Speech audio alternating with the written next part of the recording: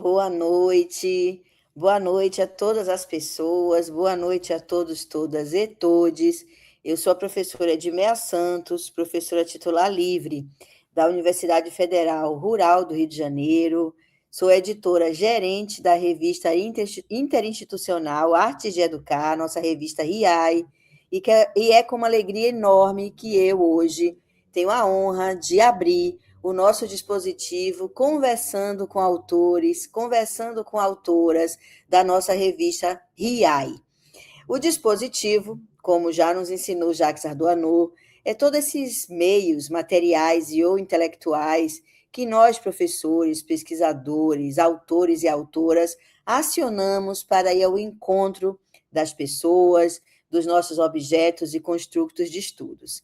A revista interinstitucional Artes de Educar é um periódico científico qualificado.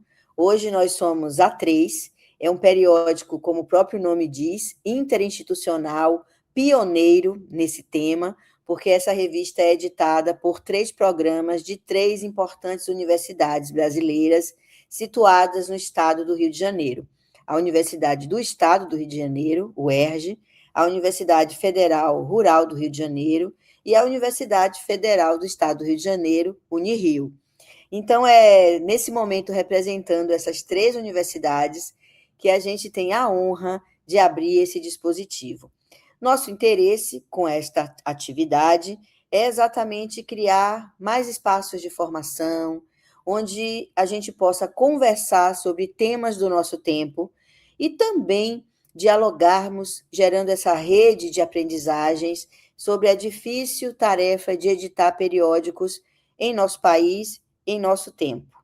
O Brasil, esse país de dimensões continentais, produz um conhecimento único e singular. Nós, no Brasil, não pagamos para publicar, não pagamos para editar, não transformamos a difusão do conhecimento em mercadoria. Esse trabalho é feito por nós, pesquisadores, professores deste país de dimensões continentais, faz parte da nossa atividade acadêmica de pesquisar, de ensinar e de se responsabilizar pela divulgação também científica. Então, é com esse interesse, com essa energia, que eu abro esse dispositivo. Então, fiquem atentos às nossas redes sociais. A revista RIAI tem perfis no Instagram, no Facebook, e também tem o seu canal no YouTube, de onde essa atividade de hoje está sendo transmitida. Tudo isso vai ficar registrado e todo mundo, né, aqui presente pode acessar no assíncrono. Vamos divulgar bastante, porque esse conteúdo pode ser reutilizado e ser disparador e um novo dispositivo também para debater, disparar conversas nas salas de aula desse país, do mundo, não é, da língua portuguesa. Bom, é uma alegria acionar uma das autoras do dossiê que organizamos, intitulado A Inteligência Artificial e Educação, Debates Críticos e Boas Práticas na Escola Básica e na Educação Superior. Nós vamos fazer um conjunto de lives, convidando autores e autoras desse número específico, mas não vamos ficar só por aqui. Minhas companheiras e companheiros de revista também vão lançar a mão do dispositivo conversando com autores e autoras, e vocês terão aqui diferentes temas para debater, e a nossa ideia é mesmo produzir um conteúdo endereçado e já publicado na nossa revista. Esse dispositivo tem também o objetivo de trazer mais leitores e leitoras para a RIAI. Então, vamos lá? Todo mundo aqui comigo? Eu já estou aqui espiando no chat, que tem muita gente linda, muita gente conhecida, muitos parceiros e parceiras de outros dispositivos. Então, vamos lá, Mariana Soriano. Aproveito e apresento vocês a professora Mariana Soriano, que é autora do artigo Incorporação da Inteligência Artificial nas aulas de matemática, por meio da sua aplicabilidade no futebol. Mariana Soriano é doutoranda em educação pelo nosso programa PPG Eduque, da Universidade Federal Rural do Rio de Janeiro, é pesquisadora do grupo de pesquisa Docência e Cibercultura, que é o GPDoc, grupo que coordeno. Mariana Soriano, atualmente é professora da rede privada de ensino, ela é professora de matemática do ensino médio, mas também é professora no CETUR, que é a Escola de Aplicação da Universidade Federal Rural do Rio de Janeiro. Além disso tudo, o que marca a trajetória de Mariana é sua implicação com o ensino de matemática numa perspectiva crítica e, mais recentemente, interseccional. Além disso tudo, Mariana, como boa brasileira, carioca, é apaixonadíssima pelo futebol. Exatamente isso, gente. O futebol, que ela chama de esporte rei, aquilo que faz com que os alunos, através do futebol, se interessem por interseccionalidade, aprendam não só matemática, mas também tornem-se, não é, cidadãos e cidadãs mais implicados na luta contra o racismo e contra o sexismo. Então, é com alegria enorme, Mariana, que eu convido você a falar sobre o seu artigo. O que a gente quer com esse dispositivo é que os autores e autoras possam falar um pouco mais dos contextos de onde os artigos surgem. Todos nós aqui sabemos que quem pesquisa produz relatórios de processo, esses relatórios se materializam em diferentes gêneros científicos, e o artigo científico é um desses gêneros. Então, de onde que vem o artigo que Mariana publicou na RIAI?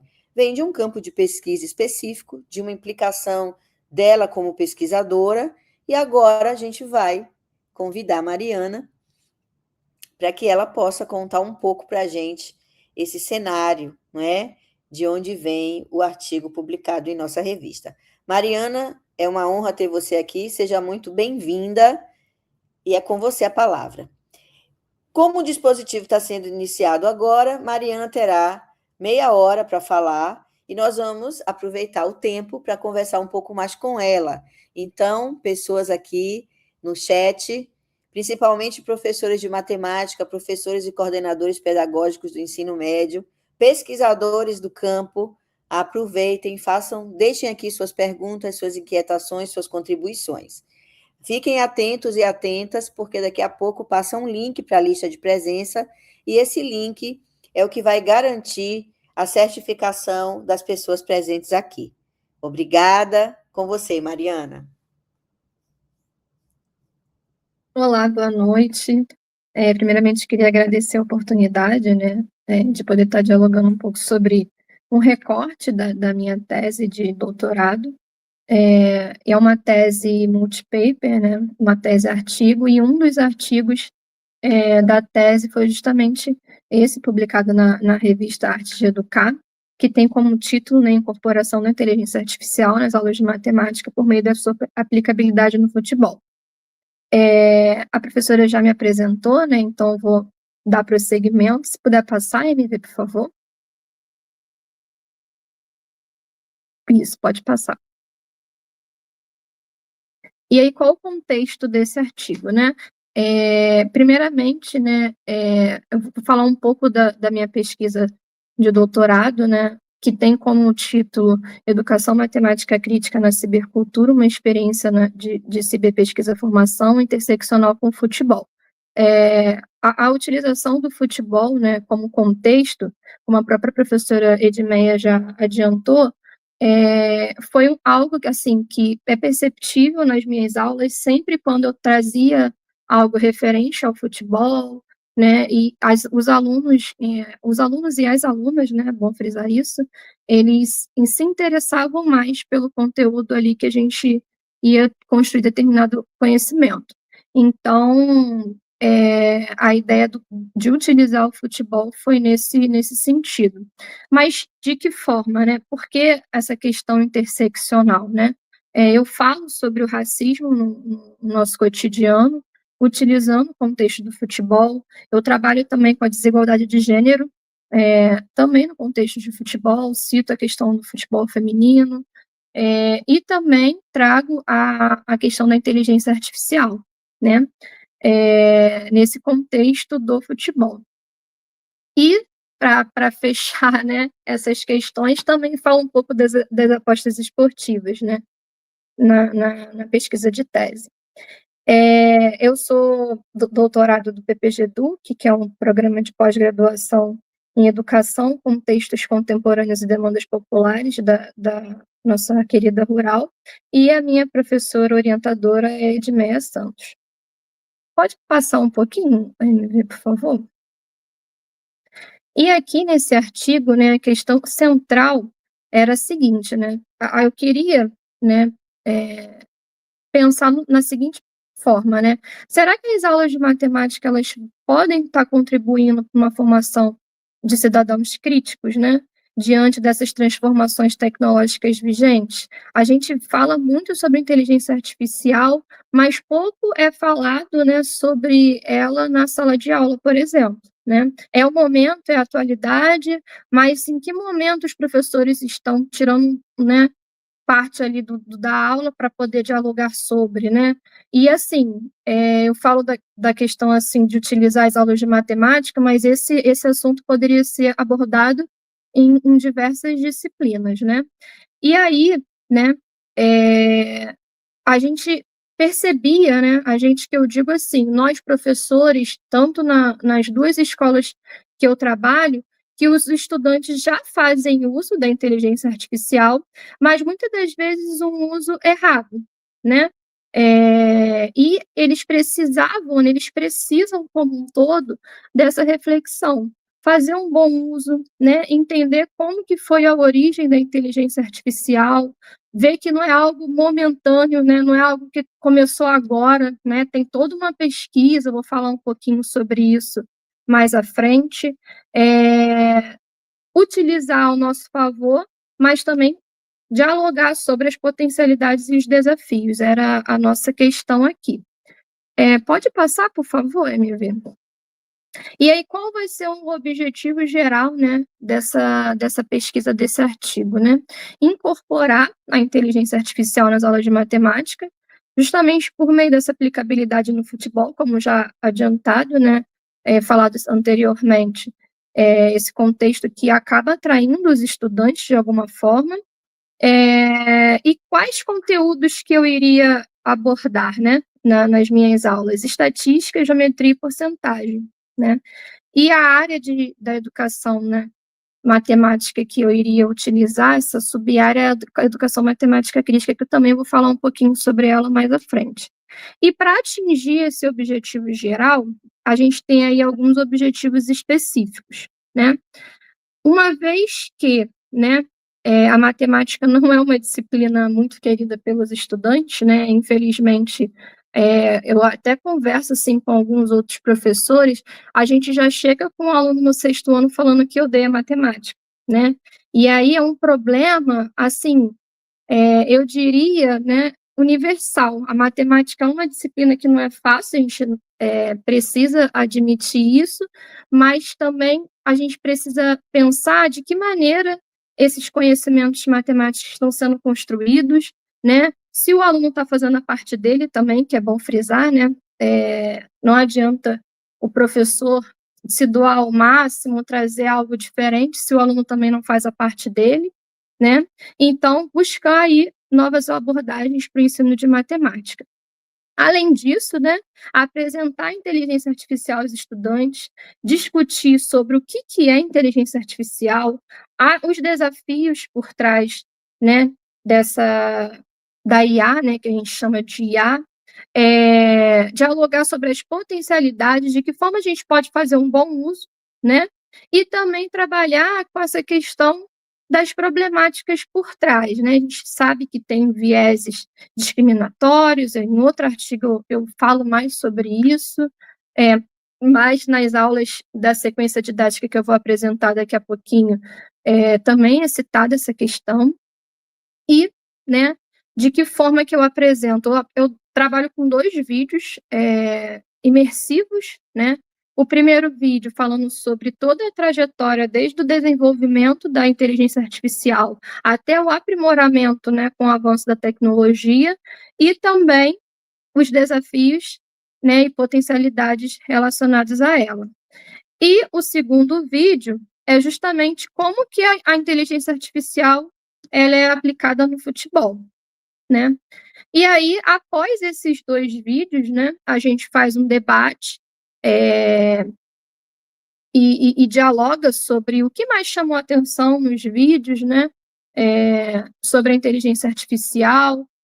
Foi um debate até bem interessante, que a gente, no meu caso, na experienciação da sequência didática, a gente nunca espera, né, a gente sempre espera o máximo dos nossos alunos, mas a gente, às vezes, não espera certas respostas, né, e eu fiquei, assim, muito feliz, né, com o avanço, assim, a mentalidade, o entendimento que eles tinham sobre a IA, mas também tivemos problemas, né, em uma das escolas que eu trabalho, no sentido assim, a professora de redação, vou dar um exemplo aqui rápido, a professora de redação passava uma redação para os alunos desenvolverem, né, e aí muitas das vezes eles estavam utilizando da inteligência artificial para fazer algo que era para eles construírem, né, aí esse é um dos exemplos da maneira errada como se é utilizada a inteligência artificial. E aí eu faço uso de 2 aplicativos na sequência didática, que é o SofaScore e o Microsoft Copilot, né. O primeiro, ele é um aplicativo de estatística esportiva, né. Ele está ali trabalhando com os dados em tempo real, de vários diversos esportes. Só que, como o futebol, né, é um esporte mundialmente conhecido, né, acaba que as pessoas utilizam mais esse aplicativo para dialogar sobre estatísticas, né, do futebol mesmo, né. E o Copilot, né, ele é como se similar, né, ao ChatGPT. E aí, pode estar dando uma passada, MV, por favor? Vou falar um pouquinho né, do que se trata a inteligência artificial, desde a sua origem, muito brevemente, para a gente entender o que está por trás disso, né. A inteligência artificial, né, ela vai ser um ramo da ciência da computação que vai aí, simular processos de inteligência humana, né. E de que forma, né, trabalhando muito com a matemática. E aí, eu frisei isso bem para os alunos, né, de como que, ó, você está utilizando o seu smartphone, está nas redes sociais, né, está fazendo uso da tecnologia, mas a matemática é a base disso tudo, né, porque às vezes a gente está ensinando determinado conteúdo, aí a gente ouve, não, mas eu vou usar isso aonde? Para que eu estou estudando isso? E não, às vezes eles não conseguem perceber o quanto a matemática é importante em diversos aspectos, principalmente na tecnologia, né. E aí a origem da inteligência artificial vai se dar na década de 50, né, no encontro de cientistas nos Estados Unidos, e o John McCarthy vai ser o primeiro aí a trazer esse termo, né. E ainda na década de 50, as investigações, né, acerca da inteligência artificial utilizavam mais as regras e valores lógicos, né, para tentar replicar aí o que seria o nosso raciocínio, né, o raciocínio humano. Aí não conseguiu avançar tanto, né, devido ali à falta de potências das máquinas computacionais. Na década de 80, né, surgiu aí a hipótese de que seria melhor simular, né, a inteligência numa base dos neurônios no nosso cérebro, né. E aí, nos anos 2000, né, a partir dos anos 2000, a inteligência artificial tem mais a ver com o que a gente trabalha hoje, né, que é mais próxima aí da IA generativa, que eu vou falar daqui a pouquinho, né. Mas antes a gente tem aprendizagens de máquina, né, que trabalha com técnicas estatísticas, né, nesse sentido de trabalhar mesmo com essa questão computacional, né, uma prévia aí de uma programação, tem a visão computacional, e aí eu queria falar um pouco da visão computacional, por quê? A visão computacional foi citada no debate, né, depois do vídeo, né, de imersivo, no sentido de que a gente estava falando de futebol, né, e aí os alunos citaram a questão do reconhecimento facial nos estádios, né. Isso é muito comum nos estádios atualmente, tem ali o processo de reconhecimento facial, para você ingressar no estádio, e isso se deu buscando evitar o ato dos cambistas comprarem os ingressos para revender, né? Isso é uma questão, assim, não é de hoje, né? É bem comum, e acontecia bastante, e aí a questão da visão computacional com reconhecimento facial era uma das soluções para evitar que isso acontecesse. Só que a gente sabe, né, que ela não é perfeita, né? A questão do reconhecimento facial, da visão computacional, tem um viés discriminatório, né? E aí o debate foi: é melhor acabar com o reconhecimento facial devido ao viés discriminatório, ou você modificá-lo para que, né, você fazer com que ele evolua a ponto de não termos mais essa problemática, né? Então a gente dialogou sobre isso, né, sobre essas questões. E a IA generativa, né, falei do chat GPT, né? O chat GPT utiliza da IA generativa no sentido de faz uma busca nas redes, né? Buscando os dados, para poder tentar responder o que você pergunta. E por que às vezes ele vai alucinar? Porque uma vez que ele faz uma busca nas redes, né, buscando a sua pergunta, uma resposta para a sua pergunta, e ele não encontra, ele vai responder, né, de uma forma que não é a verídica, né? Então, só falando assim rapidamente, né? Principalmente na matemática, ele comete muitos erros. Não só na matemática, mas eu estou falando assim porque é a minha área de conhecimento aí do meu trabalho, né? Uma outra sequência didática, eu pedi para que os alunos trouxessem dados de uma tabela e que o chat GPT não, o Microsoft Copilot construísse um gráfico estatístico, né? E aí foi interessante nessa outra sequência didática, porque eu consegui mostrar para os alunos que ele iria errar, né? Que eu já sabia, eu já tinha feito o prompt, né? Prompt são as frases, as perguntas que você envia para a inteligência artificial te responder. E eu já sabia que viria com esse erro e fiz de propósito para poder com que eles pudessem ver, né, esse erro da inteligência artificial. E aí foi engraçado que, na época, uma aluna falou: se fosse o chat GPT, não iria errar. Aí eu falei assim: então o Copilot erra e o chat GPT não? Você tem aí o chat GPT? Então baixa aí. Eu já tenho, eu já uso. Então faz a mesma pergunta que eu fiz para o Copilot, faz aí no chat GPT. O chat GPT gerou um gráfico ainda mais errado do que o Copilot, né? Então, assim, só um exemplo, né, de uma outra perspectiva de sala de aula, né, trabalhando aí com a inteligência artificial e a matemática. Pode passar a MV, por favor?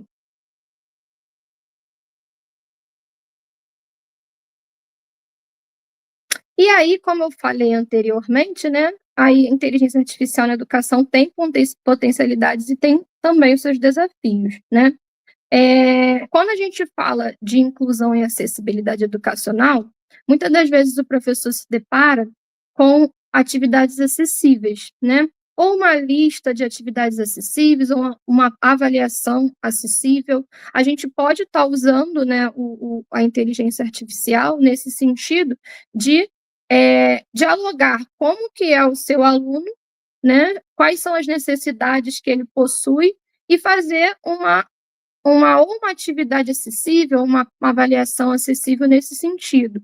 Automação de tarefas, né? O professor ele tem que enviar um e-mail de uma maneira mais formal, com uma coordenação, a própria inteligência artificial, você jogando os prompts do que é o assunto, ela pode colocar ali num formato mais formal para você enviar esse e-mail, né? Ou que seja, né, só necessário de uma mensagem de texto, né, apoio na pesquisa acadêmica. Quem aqui nunca escreveu um artigo e teve problemas ali com referenciais, né, colocar nas regras da ABNT, na APA, enfim, análise de dados, automação de tarefas. Então, enfim, né, são N possibilidades de como utilizar a inteligência artificial na educação. No entanto, a gente também tem os desafios, né? Pode passar, por favor, MV. Quais são os desafios, né, que a gente vai se deparar? Justamente o viés algoritmo, né? A gente tem aí um viés discriminatório, muitas das vezes, né? Não sei se vocês já chegaram a ver uma notícia de que foi pedido para que o chat gerasse uma imagem de uma mulher negra, e aí ele gerou a mulher negra com uma arma na mão. Enfim, né, já teve diversas notícias de problemáticas nesse sentido discriminatório, né? O próprio reconhecimento facial, que já errou diversas vezes nesse sentido também, de não conseguir reconhecer de fato quem cometeu determinado ato, né? A gente acaba tendo uma dependência excessiva de tecnologias, nesse sentido de, se a tecnologia pode fazer, para que eu vou perder meu tempo, né? E aí, tudo você quer fazer com que o chat te responda, né? Você acaba meio que ficando preguiçoso nesse sentido. A privacidade e segurança de dados é porque você, às vezes, né, é muito comum, hoje em dia, nas redes sociais, você enviar uma foto para o chat com um prompt e ele vai gerar ali uma nova imagem. Você está botando uma foto sua numa inteligência artificial, né? Fora outros dados aí que você possa estar incluindo ali, que também não é tão seguro assim, né? Enfim, né, são muitas nuances que a gente tem que se deparar e justamente a questão do mau uso, né? Como eu citei o exemplo da redação, eu falei da redação que a professora passou para os alunos, eles utilizaram do chat GPT para desenvolver, mas a gente tem essa problemática em diversas outras disciplinas também, né? Pode estar passando, MV, por favor? E de que forma, né, não só nesse artigo, né, mas de que forma eu vou conseguir falar de racismo, de desigualdade de gênero, da questão aí da ética nas apostas esportivas, na questão da ética na própria inteligência artificial, do uso da inteligência artificial, né? Justamente utilizando da educação matemática crítica como abordagem, né? E o que é educação matemática crítica, né? Ela vai ter como objetivo o desenvolvimento, né, da manutenção da democracia, em busca sempre ali da justiça social. Então, a ideia é justamente propor, né, abordagens em salas de aula que dialoguem com o cotidiano, mas que também faça com que o aluno reflita, né? E não só reflita, mas também transforme a sociedade em que ele vive, que é o principal, né? E aí, nesse contexto, né, social e político. Então, qual vai ser o papel do professor nesse sentido, né? Ele vai estar ali como mediador nessas investigações, né? Fazendo com que os alunos reflitam, né? De uma forma bem crítica mesmo sobre as suas ações, né? Eu sempre falo nas minhas aulas o seguinte: a partir do momento que você faz uma brincadeira que diz respeito ao próximo, ela não é mais brincadeira, né? Então, assim, eu trago essas temáticas interseccionais, né, como eu já citei aí, vão envolvendo ética e tudo mais, nesse sentido, para que os alunos reflitam as suas próprias atitudes, né? Acho que um dos papéis principais da educação é justamente esse. Pode estar passando, por favor, MV? E não dá para falar, né, de tudo isso que eu citei sem falar da questão da ética, né? E aí, mais voltado, né, para a questão da IA ainda, né? Kuckelberg ele diz o seguinte: podemos e devemos discutir a ética no estágio de desenvolvimento da IA, em vez de reclamar dos problemas que ela causa depois, né? Como eu falei anteriormente, a IA ela faz uma busca nas redes para poder responder determinadas perguntas que a gente faça, né?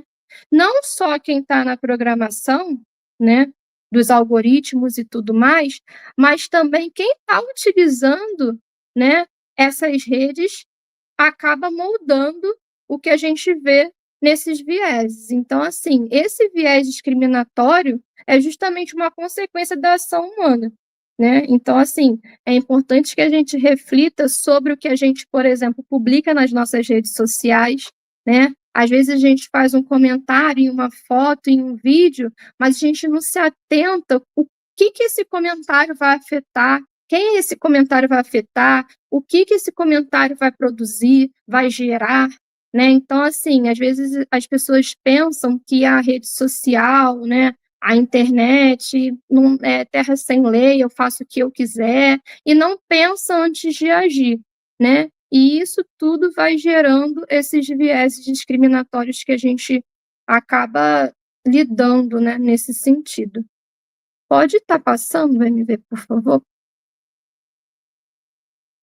E aí, gente, não dá para falar de inteligência artificial sem falar da questão do celular, né?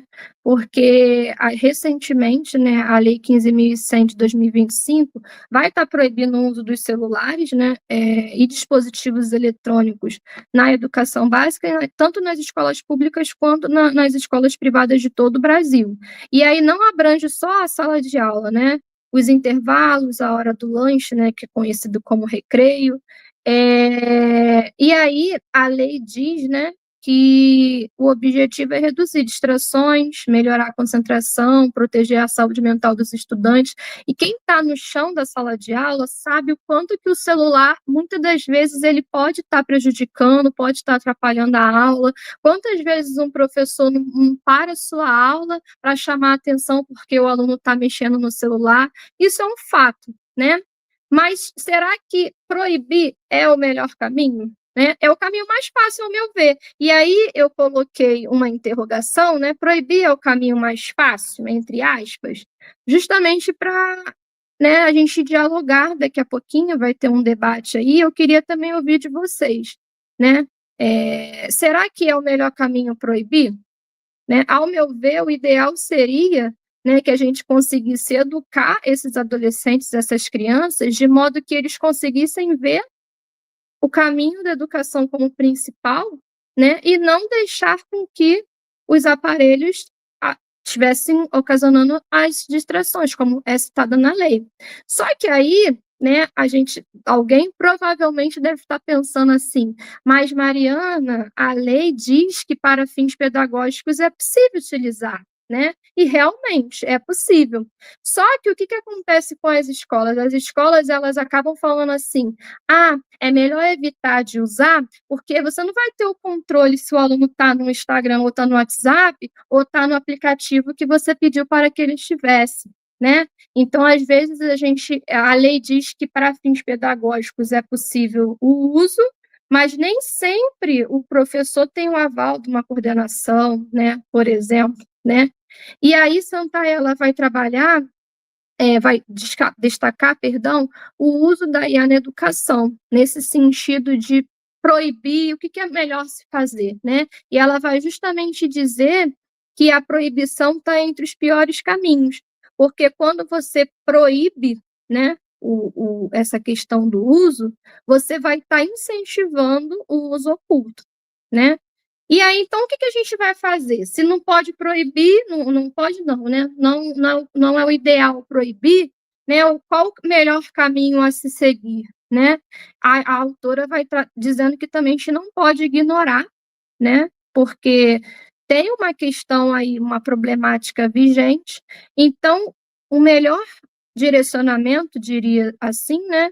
É conhecer, informar, experimentar, avaliar, dialogar, né, ter uma reflexão crítica sobre toda a problemática envolvida, né, como eu fiz em outros momentos, sobre os possíveis erros ali da inteligência artificial que ela comete, sobre a questão dos viés discriminatórios, né, sobre as fake news, né, não sei se o Wallace está por aqui, mas ele pode falar melhor do que eu, porque é o tema de pesquisa dele, né, essa questão das fake news, de você conseguir olhar para uma notícia e sempre verificar a fonte, né, se é uma fonte confiável, se aquilo ali é verídico, né? A gente tem aí as deepfakes, que, né, que é ainda pior ainda, às vezes você vê um vídeo hoje em dia, você não consegue mais, às vezes, identificar, poxa, será que isso é inteligência artificial ou será se isso realmente aconteceu, né? E por que não a gente não dialoga sobre isso em sala de aula? Algo tão importante, algo que é o momento, é a atualidade, é o que a gente vive, né? E não é falado, né? Eu pelo menos, no meu convívio com professores e tudo mais, é uma coisa tão importante de ser dialogada, mas é algo que normalmente não é falado, como deveria ser falado na educação como um todo, né? Pode estar passando, NV, por favor? Vou trazer um pouquinho rapidamente o que diz a BNCC e a LDB, né? A BNCC, na área de matemática e suas tecnologias, ela vai estar dizendo que a gente, né, sugere, né, que a gente utilize estratégias, né, conceitos e procedimentos matemáticos para poder interpretar situações do cotidiano, das diversas áreas do conhecimento, como, por exemplo, ciências da natureza e ciências humanas, linguagens, né, também não é citado aí, mas que também poderia, questões econômicas ou tecnológicas, né? Então, a BNCC sugere que a gente dialogue sobre as questões tecnológicas também para uma formação científica geral. E, né, em consonância aí com a LDB, que fala que o papel da educação é justamente preparar para o exercício da cidadania, né? Se é preparar para o exercício da cidadania, não tem como não falar de ética, a gente precisa falar. A gente precisa também falar de respeito ao próximo, né? A gente precisa falar do bom uso da inteligência artificial, que está diretamente relacionada com a ética.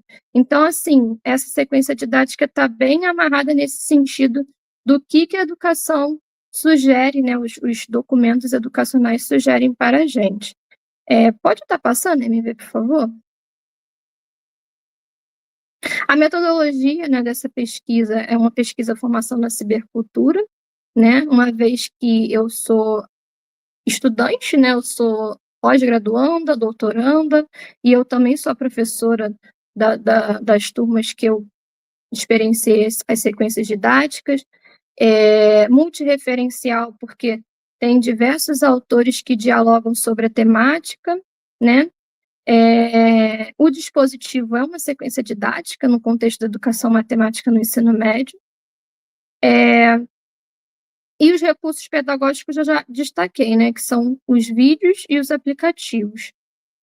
E os conteúdos eu também já destaquei os abordados, né. Pode estar passando, NV, para a gente já dar início na sequência didática? Primeiramente, vou falar aí do momento 1, que é a imersão na problemática. Eu confesso que quando eu pensei nesse momento, eu pensei no sentido de que talvez, né, os alunos, apesar de utilizarem já da inteligência artificial, eles não saberiam o que era, né, o que seria a inteligência artificial, de que modo ela opera, a questão do surgimento, da origem, como que ela está no nosso cotidiano, né? Então, eu trouxe esses 2 vídeos que eu já destaquei. Daqui a pouquinho eu vou até mostrar um QR Code, caso tenha interesse alguém de assistir futuramente, para poder fazer essa leitura aí do QR Code e acessar os vídeos. Esses vídeos, né, já comentei também, vai falar um pouco da história da inteligência artificial e para fomentar justamente um debate. Outro assunto que também surgiu no debate foi a questão da geração de empregos e de desempregos, né, relacionado diretamente com a inteligência artificial. E aí os alunos citaram a questão dos totens nas redes de fast food, também citaram o fato de que nos mercados, não sei se vocês já repararam, né, tem os caixas, né, as pessoas que trabalham nos caixas para realizar o pagamento dos produtos, mas já temos também as máquinas, né, substituindo aí o que seria uma pessoa operando a máquina, né, de pagamento. E aí, sempre que, né, a gente avança com a tecnologia, esses questionamentos surgem, né? Mas vai tirar emprego, né? Vai substituir o humano, mas também não é citado, né? As formas de gerar emprego que vieram, né? Que foram uma consequência dessa evolução tecnológica, né?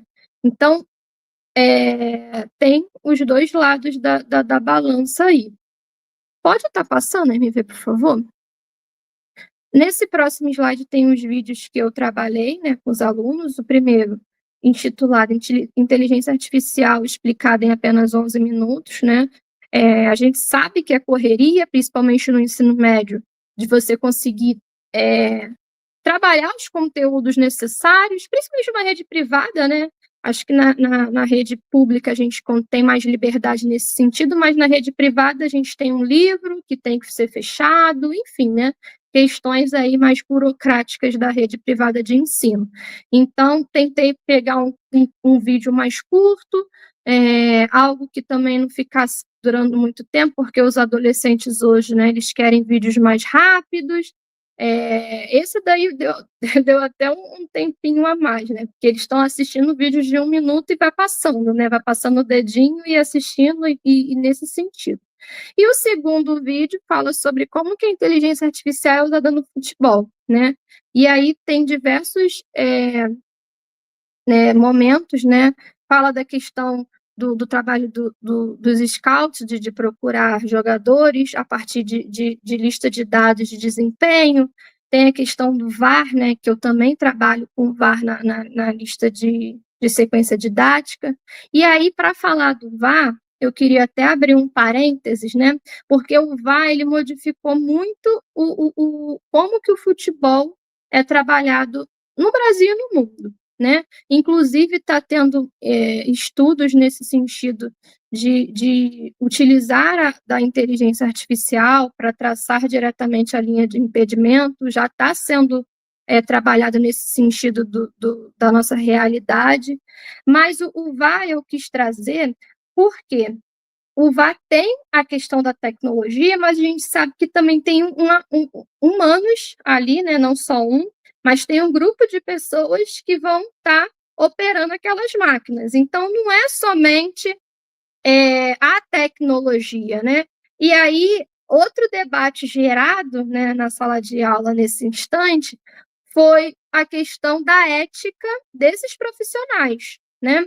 Porque a gente sabe, né, que em determinados momentos o humano pode errar. A gente está aí, né, erramos, acertamos, nesse sentido. Mas também, né, tem aquela questão do amor do torcedor, que ele não quer perder e que ele acha que é injusto em determinados momentos, porque determinado time foi facilitado, foi beneficiado de alguma forma. Então, a gente acabou entrando nesse sentido de determinados times serem mais beneficiados que outros. Então, não foi só o uso da tecnologia, mas também do ser humano que está operando aquela tecnologia, né? Foi muito interessante nesse sentido. Pode estar passando o MV, por favor? O segundo momento foi uma lista de atividades, né? E aí vai estar entrando mais diretamente os conteúdos de matemática, como citados anteriormente, geometria, estatística e porcentagem. Como que eu trabalho com a geometria, né? Como eu já citei o VAR, né? Vou iniciar pela geometria. A gente trabalha aí nas primeiras questões com o traço da linha de impedimento, trabalhando ali a definição de retas paralelas.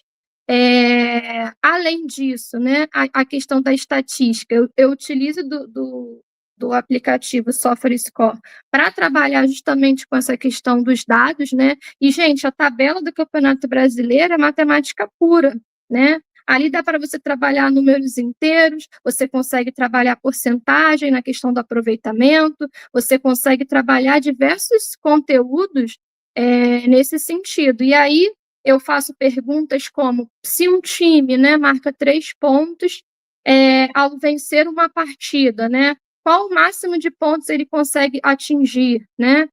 Trabalho com a questão também ali de pontos em média um time precisa fazer para não ser rebaixado, quantos pontos um time precisa fazer para ser campeão a partir dos últimos resultados, né, dos resultados dos últimos anos, perdão. Então, assim, dá para trabalhar bastante nesse sentido com a matemática, e aí eu já falo, né, de estatística, média de gols, eu falo da questão da porcentagem quando eu falo do aproveitamento, eu falo da geometria quando traço a linha de impedimento, e como que eu uso o Copilot, né, que eu falei do Software Score, mas eu não falei do Copilot, né. O Copilot eu trabalho quando eu vou falar da porcentagem de aproveitamento. Uma vez que, né, normalmente a gente utiliza muito da regra de 3 para trabalhar com porcentagem, mas eu peço para que os alunos perguntem para o Copilot, né, como que daria determinado resultado do aproveitamento, né. No caso, eu utilizei até o Botafogo como exemplo, né, e aí eu peço para que o Copilot responda, né, o aproveitamento do clube até a 9ª rodada do Campeonato Brasileiro de 2024, e só que o Copilot, ele não responde como regra de 3, né, ele te dá uma fórmula matemática para você trabalhar, e aí eu, no caso, né, mediando os alunos, pedi para que eles fizessem um comparativo, né, qual método vocês preferem usar, a regra de 3 ou a fórmula imposta não, né, sugerida pela inteligência artificial. E ainda peço para que os alunos perguntem ao final da atividade se a inteligência artificial é confiável. E a própria inteligência artificial responde que nem todas as respostas geradas por ela vão ser certas, né? Ela pode cometer erros, então eles perceberam fazendo, né? Mexendo, digitando, utilizando, que ela não é perfeita como muitos pensam que seria, né? Pode estar passando, MV, por favor? Aí aqui eu vou estar colocando o QR Code do artigo para que vocês consigam ver melhor como que a gente dialoga com essa sequência didática, né? Que é uma lista de atividades, e eu acredito que o MV também vai estar colocando o link no chat para que vocês possam estar clicando também, caso não consigam estar fazendo a leitura do QR Code. Acho que o MV deve ter colocado. Mas enfim, né, qualquer coisa a gente volta também aqui no QR Code, ou então mais para frente coloca o link lá no chat, tá bom? Pode estar passando, MV, por favor. E como que foi essa análise, né? A análise, eu percebi justamente o engajamento, né, dos alunos na atividade, muito mais engajados do que uma aula tradicional de matemática, no quadro, por exemplo, né? Concepções que lá no início, um pouco limitadas, por exemplo, eles acreditavam que era algo bem atual, né? Que a inteligência artificial surgiu de 2020 para cá, por exemplo, né? Mas foi algo em constante evolução, né? A confiabilidade da inteligência artificial, acabei de dialogar, né, sobre ela não ser perfeita, ela errar, as decisões mediadas pela tecnologia, mas também pelo ser humano, que foi o VAR, né, a questão da justiça, a divergência entre o método utilizado no cálculo manual e o sugerido pelo Copilot, um comparativo aí do que seria mais viável, mais interessante. Ela não é neutra, a inteligência artificial não é neutra, nesse sentido até do reconhecimento facial também, foi uma problemática destacada pelos próprios alunos que gerou um debate. A questão da ética, né, de você saber fazer o uso da inteligência artificial ao seu favor, como um auxiliar e não como algo que vá fazer o seu trabalho, né. E a aula de matemática, né, ela possibilitou todo esse desenvolvimento aí, toda essa questão, esse debate. Para fechar, né, falando das considerações finais, pode estar passando, MV, por favor?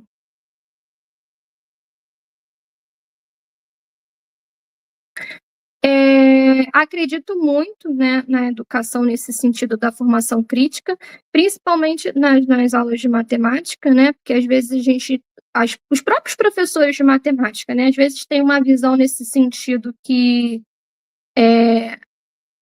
a aula de matemática não é para isso, né. Eu já ouvi colegas falando, deixa o pessoal de humanas dialogar sobre essa questão de reflexão, sociologia, história, geografia, enfim, né? E não são só essas disciplinas que precisam trazer assuntos como racismo, desigualdade de gênero, ética, né? A própria questão das apostas esportivas, que também estão bem em alta. A aula de matemática pode e deve, né? Dialogar sobre essas questões. O futebol como contexto assim, sensacional o retorno que eu tenho sempre quando eu dialogo nesse contexto do futebol. E aí, possíveis desdobramentos, né? A gente pensar maneiras de como melhorar isso, né? De como a gente melhorar, reduzir esses viéses discriminatórios, o que pode ser feito para que essas problemáticas possam ser solucionadas, né? E uma ampliação das práticas interdisciplinares nesse sentido, né? Não ficar ali numa disciplina ou outra, né? Mas fazer de uma forma com que as disciplinas dialoguem, né? E a gente possa estar trabalhando nesse sentido juntos, né? E é isso, gente. Eu queria agradecer mais uma vez a oportunidade. Espero que tenham curtido, gostado. E muito obrigada. E aí tem um contato, né? E uma frase, né? Se a educação sozinha não transforma a sociedade, sem ela tampouco a sociedade muda. Acho que isso daí resume toda a apresentação. E obrigada. E que frase, não é, Mariana? Não é só uma frase, né? É um pensamento dos mais atuais e importantes. Bom, Mariana, agradeço muito a você por abrir comigo, estrear comigo aqui esse nosso dispositivo, criado, gerido e que vai ser bastante atualizado pela RIAI. Fazer desse canal um espaço de formação. Quero dizer que a RIAI e as suas editoras gerentes, eu pela UFRJ, a professora Adriana pela Universidade Unirio e a professora Rosimeire Dias, que é também nossa editora-chefa. Vamos aqui co-criar mais e mais com esse dispositivo. A ideia, pessoas que estão aqui presentes, é exatamente fazer com que os autores e autoras compartilhem seus contextos de pesquisa. O artigo é um relatório, um desdobramento de algo que acontece quando a gente quer tornar público a pesquisa que fazemos. Então, Mariana, parabéns pela sua pesquisa.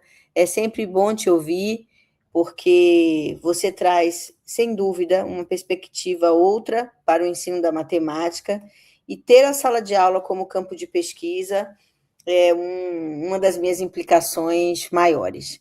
Então, Marcos Vinícius, a quem eu agradeço muitíssimo.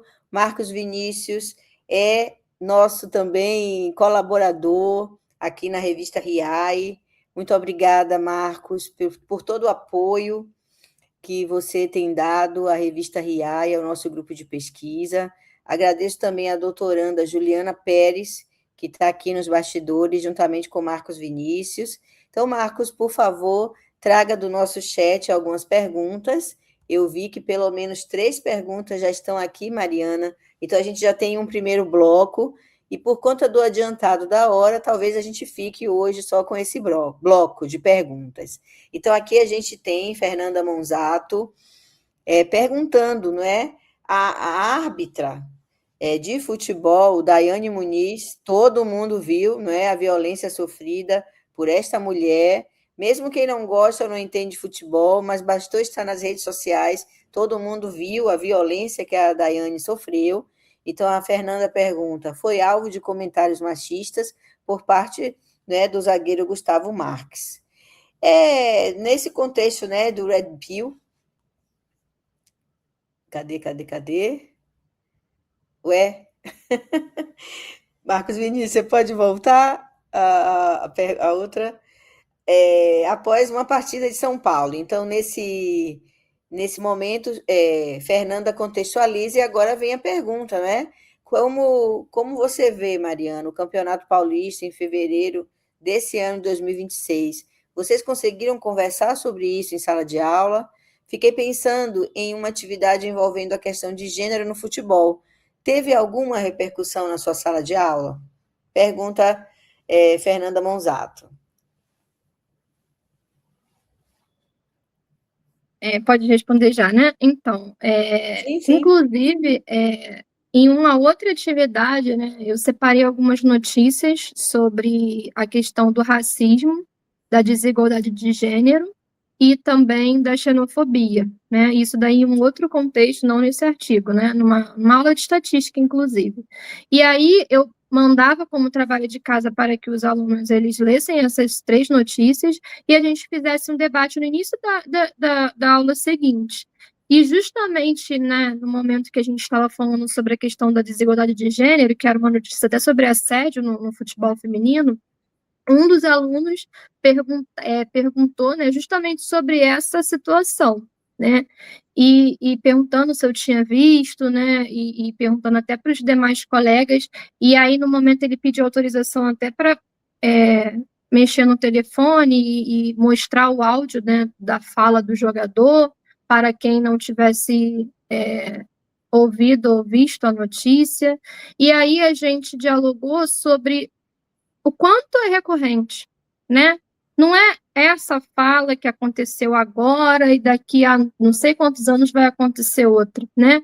Toda semana ou mensalmente, a gente sempre tem uma problemática no contexto do futebol. Uma fala de um jogador, uma fala de um técnico, né? Uma fala de algum dirigente, e muitas das vezes são falas voltadas contra o público feminino, né? A gente tem também questões de racismo, né? Do próprio Vini Júnior traz muito isso para a gente, né? Essa questão para a gente refletir sobre, mas eu vejo que é recorrente mais ainda falas desnecessárias, falas preconceituosas, machistas nesse sentido, e eu percebo que enquanto algo não for feito nesse sentido, de punição mesmo, sabe? As falas vão continuar sendo recorrentes, né? Infelizmente, não só a questão da punição, né? Eu acredito muito também na educação, né? À toa que eu levo isso para minha sala de aula para a gente destacar, para a gente refletir, para a gente mudar o contexto que a gente vive, mas no contexto do futebol em específico, ainda é um contexto muito machista, muito preconceituoso em diversos sentidos, né? Então, é óbvio que campanhas dos clubes são, assim, essenciais, né? Mas eu acredito muito que enquanto não tiver punições severas nesse sentido, essas falas serão recorrentes. Acho que eu respondi, né? Sim. E o mais interessante é você afirmar mais uma vez que tudo isso tem lugar na sala de aula de matemática. Bom, temos aqui Sônia Souza com a seguinte pergunta: como foi a aceitação deles frente ao método em que você vem utilizando? Houve olhares diferentes para a matemática? Olha, O que, houve. aproveitando, Mariana, aproveitando a pergunta da Sônia, quando eu estou em bancas em outros contextos, geralmente os professores de matemática mais instrucionistas, cognitivistas e focados com a matemática pura, eles e elas geralmente dizem que esses temas eles servem apenas para dispersar do real ensino de matemática. Então, eu aproveito a pergunta da Sônia e devolvo para você uma observação que é muito corriqueiro, principalmente no ensino de ciências e na matemática.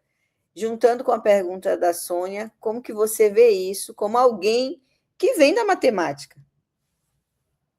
Infelizmente, né, eu digo assim, muito infelizmente, o nosso meio, né, de professores de matemática, eu percebo assim, né, eu olho, tenho as 2 visões.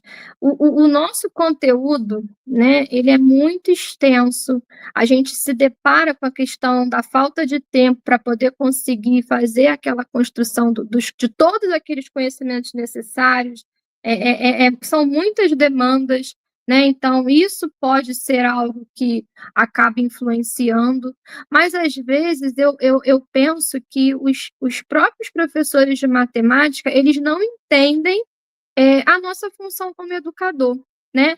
E aí é muito fácil responsabilizar, passar, jogar a bola para o colega, né? Mas se já tem uma aula de sociologia para falar sobre racismo, por que que eu vou falar sobre racismo na aula de matemática? O que que tem a ver, né? E tem tudo a ver, né? A gente consegue dialogar com a estatística, a gente consegue dialogar sobre diversos conteúdos, né? E trazer esses assuntos, né? Que são de suma importância. Às vezes, muitas das vezes, inclusive, o aluno ele chega para a gente com determinada fala que ele escuta dentro de casa. E por ele escutar dentro de casa, ele acha que é natural. Ah, se o meu pai, a minha mãe, a minha avó, enfim, meu responsável está falando, eu vou reproduzir. E aí ele não tem a noção de que aquilo está errado, fica na onda da brincar, ah, foi brincadeira, né? Ah, é brincadeira, fulaninho não liga, foi numa forma suave, leve, descontraída. Não existe descontração quando você está desrespeitando o outro, né?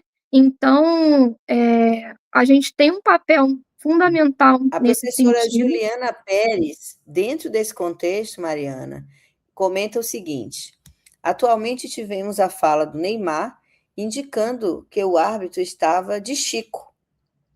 E tem um outro vídeo que mostra a esposa do amigo dele dando uma aula sobre a fala dele ser machista e ele se mostrando, né? Então, tá de Resistência Chico, a né? entender. Principalmente para quem tem 40 a mais, é a menstruação, né?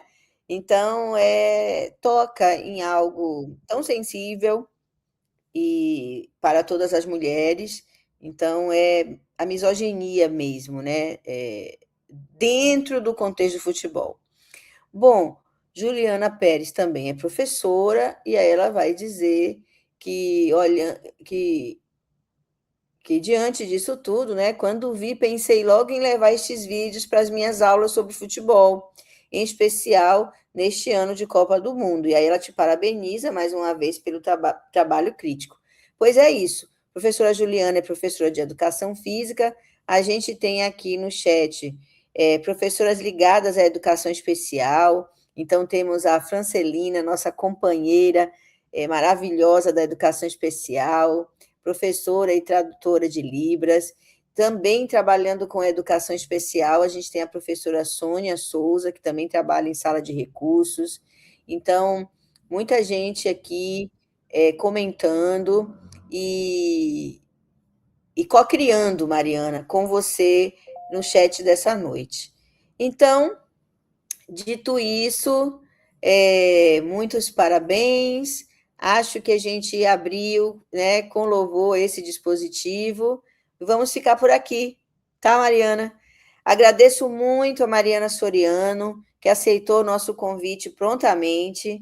É, como eu falei aqui, editar a revista em nosso país é um dos trabalhos que nós, acadêmicos das universidades públicas, privadas, confessionais, fazemos, para além de tudo que a gente já faz nos campos do ensino, da pesquisa, da extensão e também da gestão, editar periódicos, avaliar periódicos, faz parte do combo desse nosso trabalho.